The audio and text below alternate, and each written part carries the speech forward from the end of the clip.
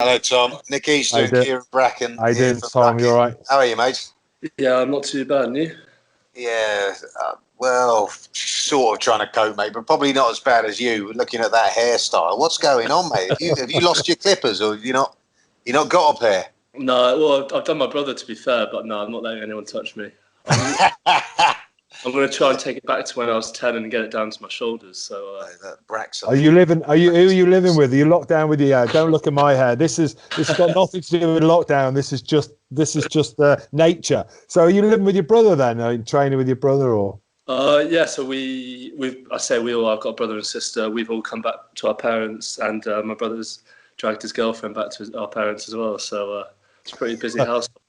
Yeah. Well, you need it to pass the time, don't you, mate? How have you been coping from a conditioning point of view during this time? Not too bad. In terms of, I'm quite lucky. I've got my brother, obviously, can do stuff within our rugby clubs down the road. So basically, just running up and down there. We've got our cousin down the road as well. Yeah. So obviously within our social distancing, but running together, keeping it competitive. And then we've got a bike here as well. So just basically changing it up the whole time. Yeah. I don't think we've done the same session twice yet. I say that, we'll see how long we're in lockdown. But yeah, just basically keeping it varied and interesting, really. Who wins the running then? Who's the best runner? Me at the minute. Ben's on his bulking phase. Well, that's what he claims anyway. So he's a bit chunky. That's why he's stuffing his face, is it, mate? Who's winning the FIFA as well? I saw you took part in that Rugby Pass FIFA comp. How'd you get on? Yeah, first round was out. Yeah, it wasn't a great performance, to be honest. Are you mad keen on it like a lot of the boys are, or? Not necessarily. Just something that kind of you pick up in isolation. Really, it's a good way to, kind of, without going too deep, it's just a FIFA game, but like talking to everyone and just staying in touch with people. Yeah. Keeping things competitive, but kind of got a little bit addicted over this time. I suppose you've been talked about quite a lot, in the last 6 months. Obviously, had a great World Cup and coming back with England Six Nations, and big question mark about playing out of position. Are you enjoying it? Would you prefer to be in a different position? Or how's it been for you? A lot's been talked about. Yeah, obviously it's been varied. Going from 7 in the last Six Nations to 6 to then 8. Yeah, it is different, but I'm sure as Nick knows that the back row's relationship as a whole is probably the best thing to get out of it. Whether that's a balance between how me, Courtney, and Sam work. Whether that's Wilson there, just chucking different people in. It's all about the balance. From a personal point, not much changes. I try to keep to myself as true to myself as possible. But naturally, there are going to be different things. At the base of the scrum, maybe find yourself in the backfield a bit more. But at the end of the day, having a breather, mate. That's what yeah, exactly. Having a breather, and then when the conditioner comes up to you, says, "Mate, what's going on with your running meters?" Then I say, "Mate, I've got to hold the backfield. I've got cover the kicking game. I've got to help." Oh yeah, of course you can. Yeah, you're okay. It was always a get out, wasn't it? The game's obviously moved on a hell of a lot since I played, and even more since Brack's played. But just from a layman's point of view, for our listeners, if you could give, what are the differences for the three positions in the back row? You would give key differences. You say not a lot changes. It is about the relationship, probably actually with your locks as well in terms of that. But if you were to sort of just summarise one difference for each position in terms of how it relates. So 7 is basically non-stop. It's up, tackle, get around the corner, get into another tackle. Hit a ruck, get around the corner, carry, hit another breakdown.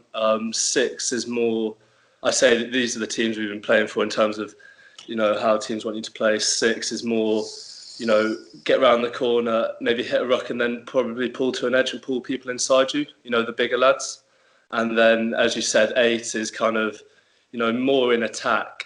It's kind of a variation between them both. 8 is very get around the corner and attack, and then like a 6 in defence, tackle, and then probably get to an edge and pull the bigger lads inside you just to get that structure in defence a bit more.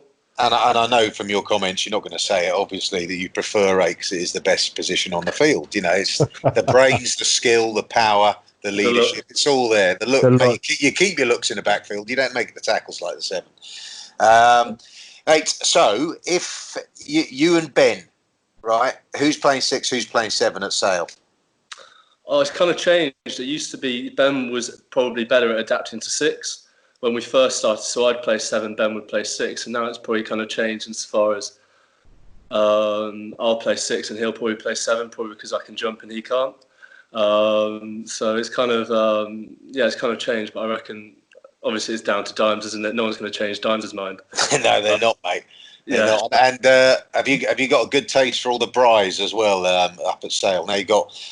Mate, you've got a few of the lads that I was coaching last year up there. You got the Dupree boys, Acker at hooker, Cooney as well. How have they been fitting in?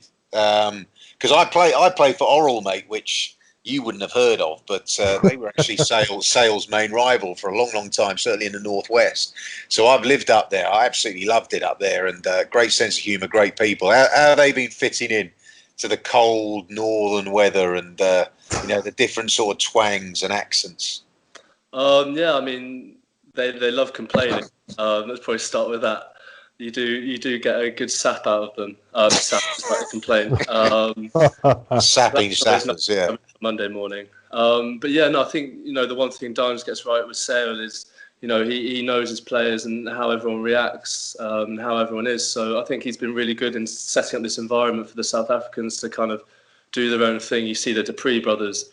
They're very off the cuff, picking the ball off the base, flinging it out the backhand. Yeah, they can offload. They got footwork and offload, haven't they, for big boys?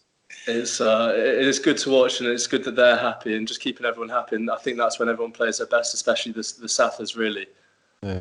I was coached in yesteryear at Saracens by Steve Diamond. What a character he is! I mean, God, I don't know what he's like now, but when we had him, we had all these internationals from around the world. He's pretty direct, isn't he? He doesn't hold his punches, but great character. Mate, I remember playing Saracens when he was there, when you were at Watford. He came on the pitch to try and punch one of our players at half time. He walked. I can't remember who the player was. It was one of our players, Quins Saracens, 2006 probably or something. I can't remember the year. And he came on a pitch. He was obviously angry with something that was said because he was coaching then, not up in the stands, down on the side, and obviously the verbals are flying about and everything. And he wasn't a happy man. I was absolutely taken aback. I've never seen anything like this in my life. Just walking on the pitch just to go and try and find one of our players to lamp him. He's got a terrible nervous twitch, doesn't he? Because he does something with his mouth where he takes his teeth out, doesn't he? He does this like gnawing. It's like, mate, especially when he's on TV, it's not a good look. No comment. Sale have been flying this season, and you must be disappointed that not had a chance to finish off the season, really. Yeah, I mean, it's a bit of a weird one. One more week, and we could have had. In the final of that Prem Cup, which would have been nice. But it is what it is. I'm pretty sure everyone's gutted, but I think the main thing is just keeping that momentum going. It's a brilliant place to finish second, and lots of confidence going into next season. So yeah, obviously it is what it is. But and you've got a good age profile, I think, as well, haven't you, with the squad as well. I think what Dimes has built there. The quality of players that you've got. And it's a hard place to go and play as well. It's a great home track for you guys. And as you say, you've got to maintain that momentum. But you're only going to get better. I mean, you're what, 21, 22 now? Yeah, 22 now. The Dupree boys we spoke about are young. Faf's still got plenty of years left in him as well. The James is in the back line as well. I'm not sure. How's Yardy getting on, by the way? How's Yardy getting on? Oh, he's good. I mean, everything he does is on social media, so I'm sure everyone knows. Is he turning up for physio yet or not? Yeah, no. To be fair, credit to him. I know he came in with probably this reputation, but he's got stuck in. I think same again with what Dimes has done with the environment. He's kind of got to know him, learn about him, and Yardy's really stuck in it. Man management. Yeah, exactly. So just from your career at the moment, you're obviously a bit excited around the corner with the Lions. I mean, you've had a great English career, and let's hope you get to the next World Cup. We just had Sean Edwards on the phone talking about France and their chances and how well they're going. But you know, from your point of view, have you got a bit of an eye on the Lions and selection? That must be something you're working towards. You know, these things come around so quickly. You don't really have time to think about it, do you? You know, 4 years ago, I wasn't even thinking about the World Cup, and then suddenly, you know, it's happened. So yeah, these things are obviously in the distance, but you know, it's that old cliche. You can't really. It's day by day, getting better, and then whatever happens, happens. Really.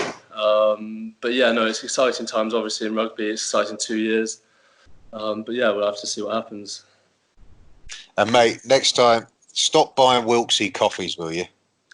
Tell him to dip into his own pocket as well. Take it. Good, it's good. Tom, delightful to talk to you, mate.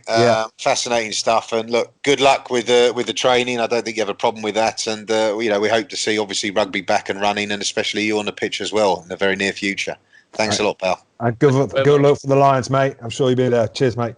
Thank you very much. Nice to speak to you, lads.